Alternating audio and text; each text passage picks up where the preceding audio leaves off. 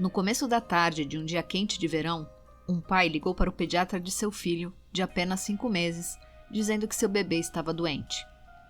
John, o pai, não pareceu preocupado ao telefone, o que tranquilizou o médico, que recomendou a observação do pequeno e o imediato aviso ao médico se os sintomas piorassem. Há menos de um ano, a família tinha perdido o filho mais velho, Stephen, de apenas 5 anos, e a filha do meio, Pamela, de 2 anos, apesar de ter tido um episódio grave que fez-se necessária uma internação hospitalar, pouco tempo depois se recuperou totalmente. Horas mais tarde, um segundo telefonema para o médico, em um tom mais urgente, fez com que o Dr. Johnson fosse imediatamente para a casa dos Armstrong. O mais preocupante era uma aparente dificuldade para respirar. Infelizmente, já era tarde. O bebê morreu antes mesmo de o médico chegar. Ficaram desconfiados? Vem comigo que no episódio sobre um crime real de hoje, vamos entender o mal que atingiu a família Armstrong nos anos 50 na Inglaterra.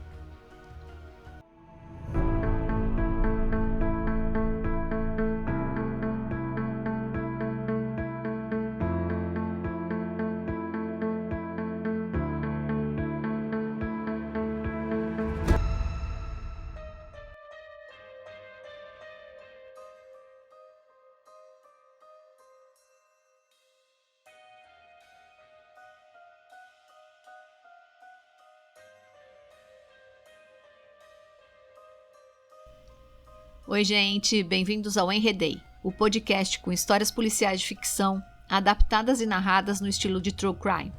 Aqui também trago alguns casos reais, geralmente casos que inspiraram ou foram inspirados por histórias de ficção de autores como Agatha Christie, Edgar Allan Poe e muito mais.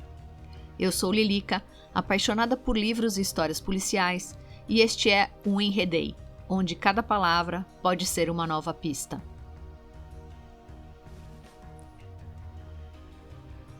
Hoje, mergulhamos em um dos casos mais trágicos e perturbadores da Inglaterra nos anos 50.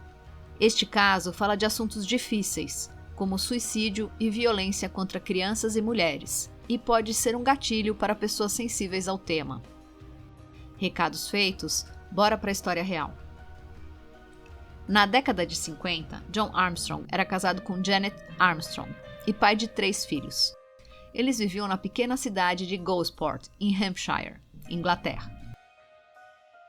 John tinha uma vida que muitos invejavam. Uma carreira sólida, uma esposa devotada e 3 filhos adoráveis.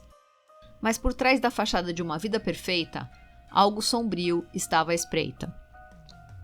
Logo no começo, estava tudo indo muito bem, mas com o passar dos anos, a relação entre Armstrong e sua esposa começou a se deteriorar. Principalmente pela pressão da vida doméstica e financeira, que foi afastando o casal. Em 1954, a situação chegou ao ápice quando 2 de seus 3 filhos, de apenas 5 e 2 anos, começaram a apresentar sintomas estranhos.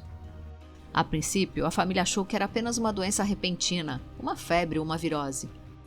Os médicos não conseguiam descobrir a doença que afligia as crianças, e a família perdeu o filho mais velho, Stephen, de apenas 5 anos, que morreu sem que a causa fosse descoberta.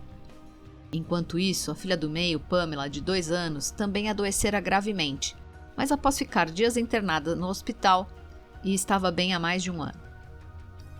Foi então que no dia 21 de julho de 1955, quando John ligou para o pediatra falando que Terence, o bebê, estava doente, todos ficaram apreensivos, mas relutantes em acreditar que algo horrível pudesse acontecer de novo com a família. Horas mais tarde, um segundo telefonema para o médico, em tom mais urgente, fez com que o Dr. Johnson fosse imediatamente para a casa dos Armstrong. Infelizmente, já era tarde. O bebê morreu antes mesmo do médico chegar. Mais uma tragédia em um espaço tão curto de tempo deixou os médicos desconcertados e, por que não, desconfiados. O pediatra pediu uma autópsia e também recolheu a mamadeira e um travesseiro onde o bebê tinha vomitado. A autópsia não revelou nenhuma razão óbvia que causou a morte, mas o legista encontrou estranhos pedaços de cascas vermelhas na laringe e no estômago de Terence. Como havia uma árvore no quintal dos Armstrong com pequenas frutinhas de casca vermelha altamente tóxicas, e os Armstrong confirmaram que o bebê tinha ficado sob a sombra desta árvore em seu carrinho para o banho de sol diário, o médico desconfiou de um possível acidente. Infelizmente, a análise das cascas não demonstrou nenhum tipo de veneno. E a causa da morte de Terence continuava um mistério.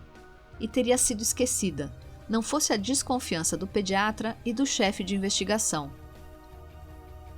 Pelos anos de 1950, havia uma droga poderosa que vinha em cápsulas vermelhas e eram chamadas de demônios vermelhos ou corações vermelhos.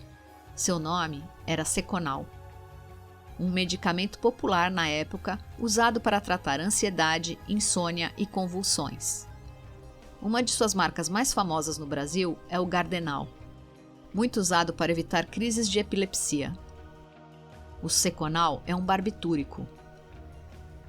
Os barbitúricos são sedativos potentes que, em doses controladas, podem acalmar e tratar distúrbios, mas quando administrados em excesso, podem ser fatais, causando coma, parada respiratória e, por fim, a morte.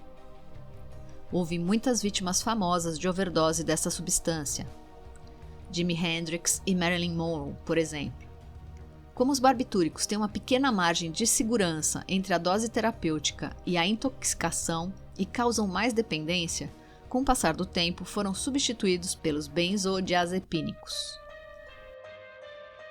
Retomando o fio da meada, a polícia aprofundou as investigações e descobriu que Armstrong tinha acesso fácil aos barbitúricos, por ser enfermeiro no hospital local. Enquanto isso, o médico do bebê analisou o vômito no travesseiro recolhido na casa dos Armstrong e encontrou traços de Seconal. As provas circunstanciais foram se acumulando contra John Armstrong e a polícia abriu um inquérito sobre a morte de Stephen, filho mais velho de John, e investigou também a doença repentina de Pamela no ano anterior. A polícia e os patologistas estavam convencidos que tanto Stephen quanto Terence tinham morrido por overdose de Seconal, administrada pelo pai das crianças. Mas não foi possível ligar de forma irredutível a posse da droga a John. A prova veio um ano mais tarde, através de Janet, que estava cansada das surras regulares que infelizmente tomava de seu marido. E após anos de abuso, resolveu procurar a polícia e contar que John a havia feito jogar todas as cápsulas de Seconal fora 3 dias após a morte de Terence. Foi só depois, com as suspeitas da polícia e do médico, que Janet se deu conta do que havia feito e do que o marido era capaz. Ela ficou apavorada na época e, com medo de sofrer mais agressões ou ser morta também, acabou ficando em silêncio. Finalmente, Armstrong foi preso e acusado formalmente pelo assassinato de seus filhos. Durante o julgamento, as revelações chocantes sobre seu comportamento frio e meticuloso vieram à tona. Ele não apenas envenenou suas próprias crianças, mas o fez com uma calma perturbadora, como se tratasse de um procedimento clínico. A comunidade de Gosport, que outrora o admirava, agora o via como um monstro. O julgamento resultou em sua condenação, e Armstrong foi sentenciado à prisão perpétua. Nunca houve uma explicação clara sobre por que ele cometeu esses crimes. Alguns acreditam que Armstrong sofreu um colapso mental. Outros pensam que ele não suportava a pressão familiar. Mas o fato é que ele tirou a vida de suas próprias crianças de maneira cruel e calculada. O caso de John Armstrong é um dos exemplos mais trágicos de como o poder de uma pessoa pode ser usada para o mal. Ele, que tinha o dever de proteger e cuidar de seus filhos, usou seu conhecimento profissional para causar dor e morte. Hoje em dia, existe muita especulação para entender por que um pai mata seus filhos.